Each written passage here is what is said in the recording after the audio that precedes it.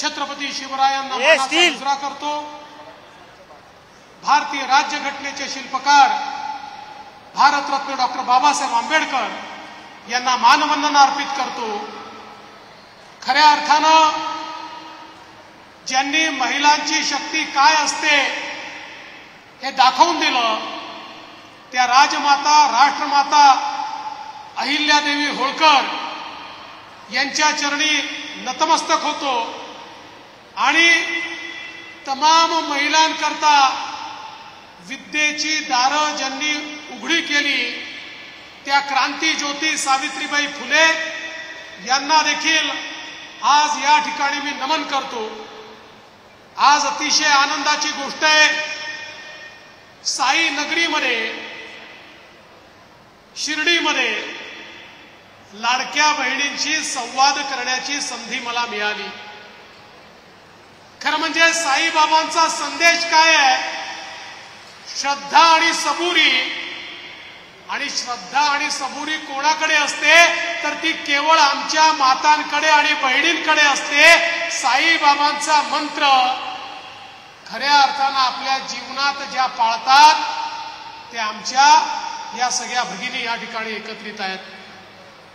आज या मुख्यमंत्री माझी लाडकी बहीण योजनेच्या कार्यक्रमात मंचावर उपस्थित असलेले जिल्ह्याचे पालकमंत्री सन्माननीय राधाकृष्ण विखे पाटीलजी, आमदार मोनिकाताई राजळे, आशुतोषजी काळे या ठिकाणी उपस्थित, सुजयजी विखे, बाळासाहेब मुरकुटे, शालिनीताई विखे, सदाशिवराव लोखंडे, भाऊसाहेब कांबळे, दिलीप भालसिंग, नितीन अवताडे, विठ्ठलराव लंगे, कपिल पवार, कमलाकर कोते, नितीन दिनकर, श्री प्रवीण गेडाम, श्री सालीमठ, श्री आशिष शेरेकर, श्री दीक्षित, मंचावरील सर्व मान्यवर आणि या ठिकाणी प्रचंड मोठ्या संख्येनं उपस्थित असलेल्या माझ्या लाडक्या बहिणींनो आणि तेवढ्याच लाडक्या भावांनो,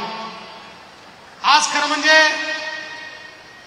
आपल्या सर्वांचे लाडके भाऊ आणि राज्याचे मुख्यमंत्री माननीय एकनाथराव शिंदेजी या कार्यक्रमाला येणार होते, परंतु एक छोट्याशा आजारामुळे त्यांना 1 दिवसाची विश्रांती ही डॉक्टरांनी सांगितली आणि म्हणून ते येऊ शकले नाही। पण त्यांनी मला सांगितलं, देवेंद्रजी बहिणींना भेटायला येता येत नाही याची मला खंत आहे, पण माझ्या बहिणींना सांगा तुमच्या भावाचं प्रेम तुमच्यावर नितांत आहे आणि ते पुढे देखील राहणार आहे।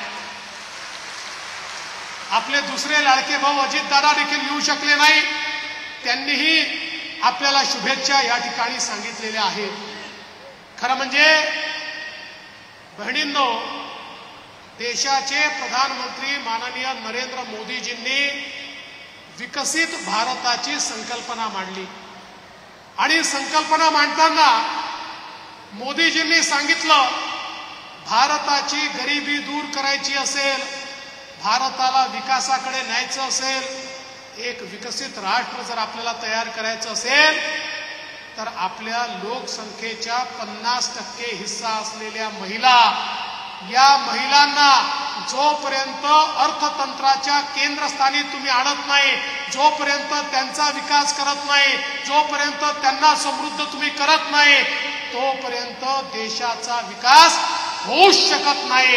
आणि म्हणून मोदीजींनी सांगितलं, पहिल्यांदा महिला विकासाच्या योजना या ठिकाणी तयार करा।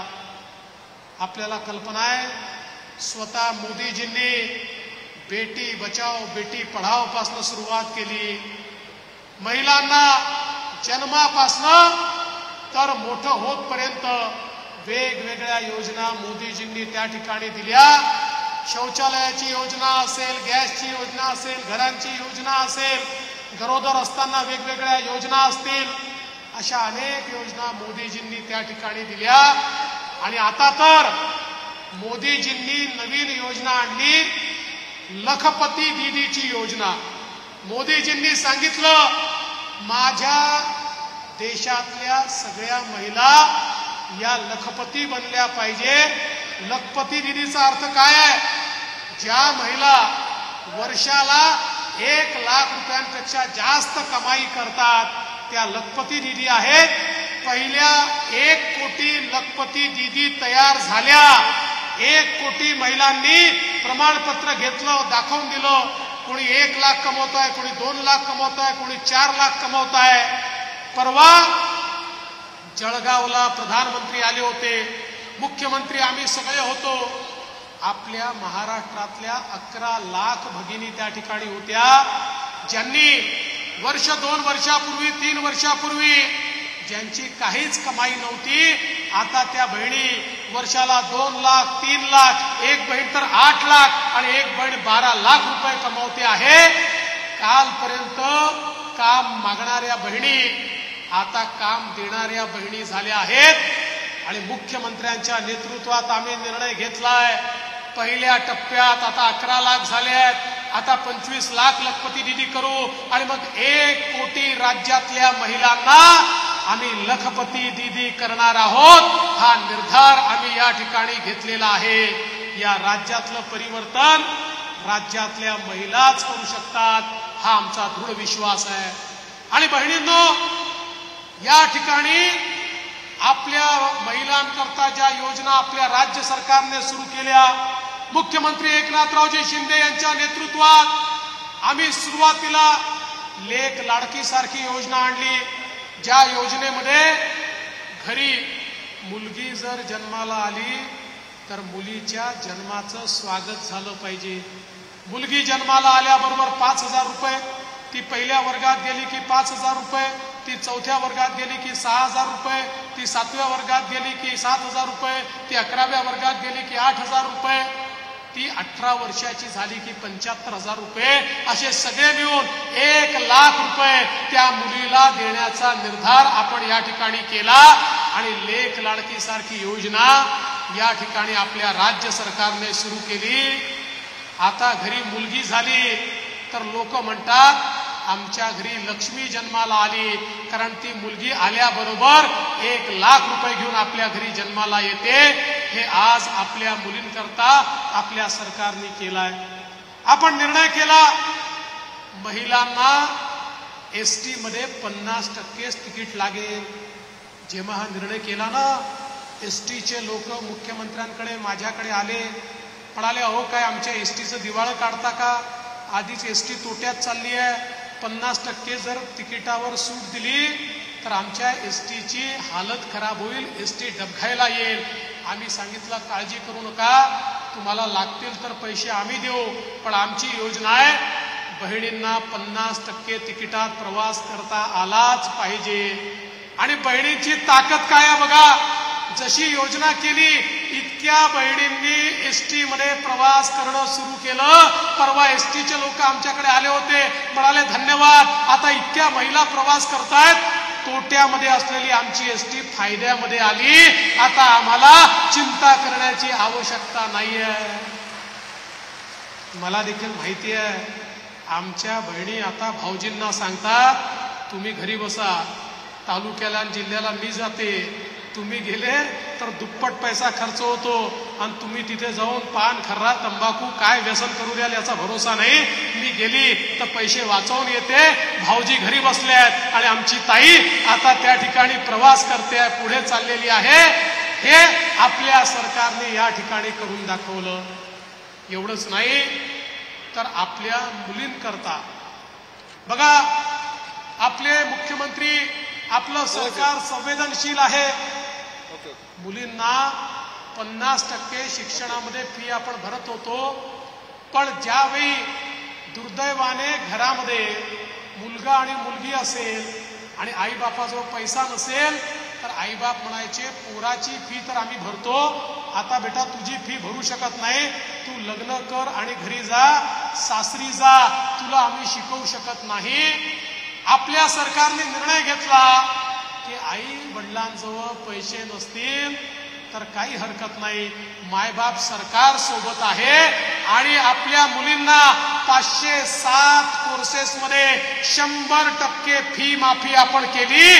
Doctor, engineer, BBA, MBA, MPhil कुठलाही कोर्स असेल खाजगी कॉलेजमध्ये देखील आज आपल्या मुलींना एक पैसा भरावा लागणार नाही.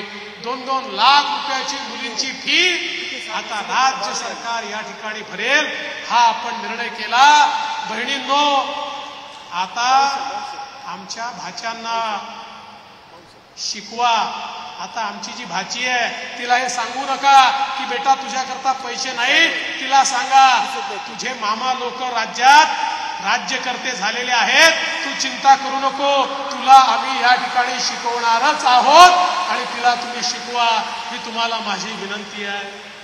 आणि एवढंच नाही तर आपल्याला कल्पना आहे, आपल्या सरकारने माननीय मुख्यमंत्र्यांनी निर्णय घेतला की आपण आता वर्षाला 3 सिलेंडर देखील मोफत देणार आहोत.